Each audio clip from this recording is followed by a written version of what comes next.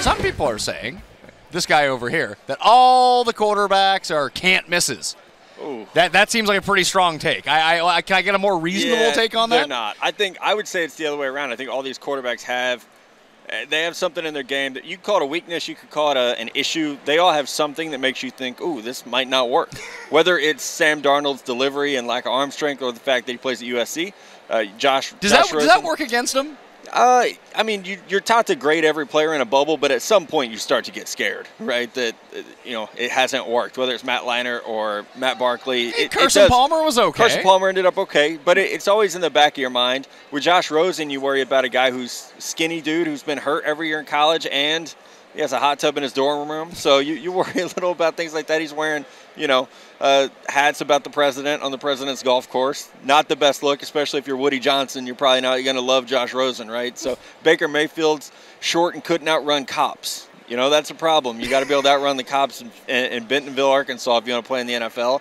And then Josh Allen isn't always very accurate. So the accuracy with Josh Allen is what everyone's kind of going with. But, when people look at Josh Allen, is it the upside that they see with him? Being like, hey, this guy could be awesome. I think it's a lot like Pat Mahomes was last year, where you're willing to overlook some things. It's like, if this really hot girl wants to date you, you're willing to overlook that she might be a little crazy. It's the same way. It's like, okay, you get the hot to crazy ratio, exactly. and you have to figure that out. And so with quarterbacks, it's the arm strength athlete to accuracy ratio. But the teams are going to take these guys early. All four probably go in the top 10 picks because there's such a supply versus demand. And you can talk yourself into, all right, well, if we can coach this guy up, so especially with Josh Allen because he was at Wyoming, a lot of coaches have an ego and they think, all right, but if I get my hands on this kid, we can turn him into Ben Roethlisberger, or we can turn him into Cam Newton. So I think that's always something that people have to remember. Fans watch these guys, and they might evaluate them on their own and say, this guy's not any good. But ultimately, it takes one team to fall in love with that player, and they can be drafted highly. Do you have any specific spots of where you think they like? Are the Giants going to take a quarterback? They should. But will they? But Eli's their man. That's the question. Are they going to be sentimental and hang on to Eli Manning even though they shouldn't? Probably, because Dave Gettleman came up in that organization. It's going to be hard for him to cut ties. I think Sam Darnold, as of today, goes to Cleveland with the number 1 pick. Poor guy. Yeah, Kirk Cousins isn't going there in free agency. He's also not going to the Jets either. You don't think? No. Why the hell would they want to play for the Jets? A lot of money. It's a lot of money from everybody. And he could be marketable. He came out and said in his press conference that's something he's thinking about. So you can be marketable in New York if you're good. If you're good. But just because there's a lot better winning situations for him. I think they're better than the Giants if they get Kirk Cousins, which maybe isn't a hot take. Oh, the Giants have the second pick? Yeah.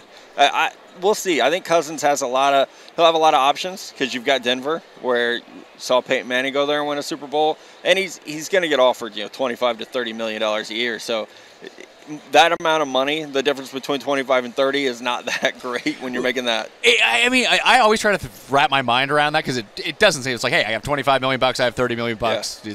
I have $25 million. Who cares? I'm never going to be able to spend all this money in my lifetime anyway. But it is $5 million. Maybe because I don't make that much money, I always think I would want to go somewhere where I'm not going to get taxed. Go to Texas or Florida or Tennessee where there's no state income tax. It's an extra 10% of your income in your pocket. Yeah, that's why all the golfers live in Florida.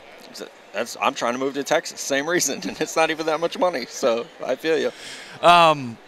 Later on in the draft, so these guys are going to go first round. Is there any other quarterback that could sneak into the first round? Lamar Jackson could. Is he going to end up being the best value pick here? It could be. He's a polarizing guy because it matters so much about situation. He needs to be drafted into a situation where they're going to let him use his legs. They're going to let him be a runner, not try to make him something he's not. Buffalo would make sense. At the late first round, I kind of secretly want New England to draft him at 31 or 32 and say, we got a couple more years of Brady, and then we're going to try this. Is this is there a chance he could fall, too? There is, absolutely is, because I don't think there's been anyone like him in a long time. And maybe the last guy like that was Michael Vick, and the NFL's changed so much since then that it's hard to read the tea leaves and say, okay, this guy's going to get drafted by this team because this is what they like. Whether it's Jacksonville or the Bills, someone in the late first round could definitely take that shot. Jacksonville seems like the logical team to take that shot because if you take them in the first round, you get the extra year, which they're doing with Bortles right now. Yeah, and you have a year behind Bortles to let him learn, gain some weight. Or you just say, it. Yeah. And stop and just cut Blake Bortles and just put in someone else. Yeah, they pretty much ran the Wildcat down the stretch anyway. You might as well have somebody who's better at it than Blake Bortles. And then you don't have to pay him $20 million. He doesn't seem to fit what Doug Marrone and Tom Coughlin have traditionally done at quarterback. That's why fans ask me about all the time.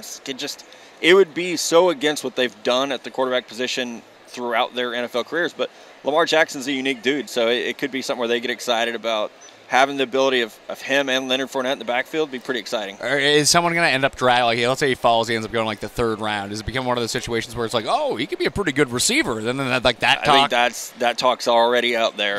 That never works, by the way. No, I mean it didn't work with Brad Smith. Terrell Pryor, kind of. Yeah, he's going to get asked to work out at quarterback. I think he'll probably resist that, and we've seen that hurt guys in the past where some guys like Denard Robinson embrace it and say, yeah, I'll go play running back at the Senior Bowl.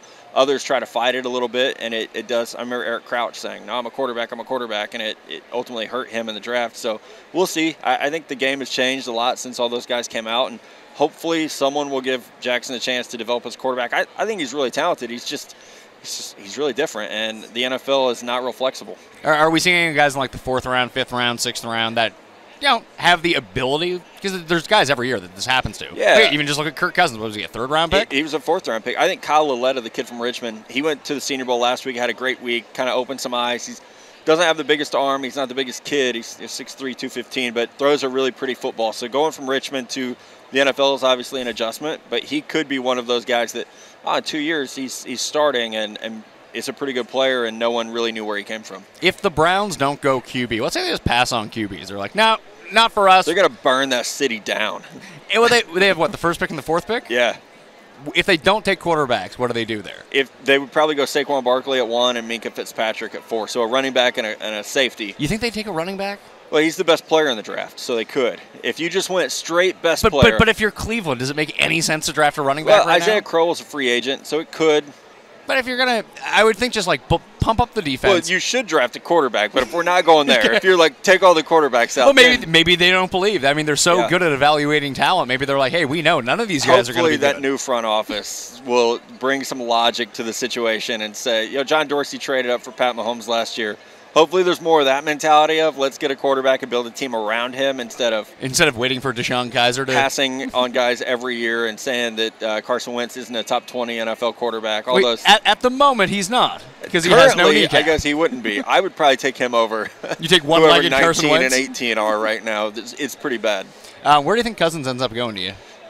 If I had to put money on it, I would actually say the Jets. They're the betting favorite right now. Are they? And they should be because they have $82 million to spend in cap space. That is a team that overachieved a little bit this year, but they have weapons at receiver. They have a good young defense. Well, I don't know if Robbie Anderson's going to be back. I saw a mug shot of him. Yeah, that story is you either laugh at it or you're just done with the guy. So we'll see where the Jets land on that. But they have Quincy Enunwa coming back from injury. They traded for Jermaine Kearse. They do have some guys on offense. Austin Seferian-Jenkins is a free agent, but they have some talent. And if I looked at Denver, which is I think another one of the favorites. Yeah, I was thinking Denver's second favorite. I think Arizona's on that list. I would not want to play for Vance Joseph. At all? Yeah, he was almost fired after 1 year. Yeah, he's probably going to be fired after this year. Fired again, so you're going to go somewhere that's completely unstable and uncertain. And for all the greatness, I hope he's not like around here, all the greatness of John Elway, he's not been a great general manager other than signing Peyton Manning. So I don't know that I would trust that situation. Not that the Jets are the gold standard of the NFL by any means, but they are a team, I think, on the rise at least. Arizona? Does that make sense? It does. It seems like they're They have no quarterbacks on their roster right now. Well, they have room for one then. They definitely have room. I think it's just a matter of do they have the money to pay, and then their offense is really just trash right now. I mean, they have David Johnson coming back off injury, but Larry Fitzgerald sticking around for another year. Yeah, I mean, he's also old and he's still good though. Still gets a ton of shockingly catches. good. Yeah, I look at Arizona. I would be surprised. I'll say that. I'll be surprised if they creep into the running. Everything I've heard is that it's really down to those two teams, the Jets and the Broncos. There's no like Buffalo sneaking in being like, hey. The Vikings would be the one team maybe that sneak in just because all their quarterbacks are also free agents. So, is Kirk Cousins going to create a ripple effect in all this? Like he's going to dictate where Tyrod ends up going, I think so, where Teddy Bridgewater ends up going. I think Teddy stays. I hope so. I really hope so.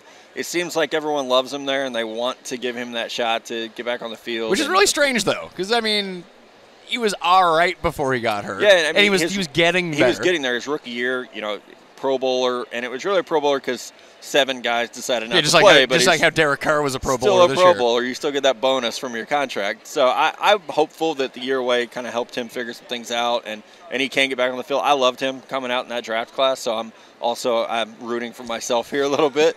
But I'm with you. I think they could stick with him and Kyle Slaughter, the rookie undrafted free agent, and have a decent quarterback room, and then maybe pick up one of those guys late in the draft. Do you think that, I mean, with seeing Mahomes become the starter in Kansas City now, at least that's what we think is going to happen. Yeah. I mean, who knows what the Chiefs are up to. But he sat the year. He got to play Week 17. It's the first time we've seen that happen in a while. Yeah. Do you think that's still the move, or is it just where it's so valuable to have one of these cheap quarterbacks to build the rest of your roster around, just throw them into the fire right away? Yeah, I think it just depends on the situation. If you have Alex Smith and you're making a playoff run and you start off the season as the best team in the league for 5-6 weeks, then I think you can say, okay, we're going to have this first rounder sit. If you're Cleveland and you draft Deshaun Kaiser in the second round, you got to get him on the field because everyone else in your team sucks. So it's really situational. Certain guys definitely benefit from it. When Blake Bortles came out, they said he was going to sit, and Chad Henne was so bad he ended up starting like the 4th or 5th game, and we saw that it really probably hindered his development. So it's definitely situational. I think ideally, like the Patriots, they have Tom Brady and they have Brian Hoyer. It would be smart of them to draft someone in the 2nd or 3rd round that can sit for several years. I'm thinking the same thing in, I guess, L.A. now with the Chargers. Oh, they should if Rivers will let them. The rumor's always been he didn't want some young guy looking over his shoulder. He doesn't really want to be a babysitter. So they need to, though. That's why you get Kellen Clemens as the backup? Right, or Charlie Whitehurst. But it is time for them, whether it's somebody like Luke Falk in the 3rd round or Kyle Aletta in the 4th round. They need to get a quarterback in there behind him. Yeah, I don't even know how it's weird because he had a good year last year. And it looks like his arm strength came back, which was shocking. He looks a little motivated again. Maybe the hour-long commute from San Diego to L.A. is something that really trying gets to him get away fired from up. those 8 kids. He's like, I got to keep playing. Well, the minivan that he drives up in is ridiculous. I'm jealous of it. I want to take it to tailgate in. That would be a great idea. Be a great party bus. All right, Matt Miller. Thanks for coming by. Appreciate it, man. Yeah. Good to meet you. Tell everyone where they can check out everything on Bleacher Report. Yeah, I mean, you can download the Bleacher Report app. I have a podcast. App? So fancy. Yeah, app. Big time. Fancy. Yeah, have a podcast comes out twice a week called Stick to Football. You can follow me on Twitter at NFL Draft Scout. Awesome. All right, thanks, guys. Thanks for stopping by.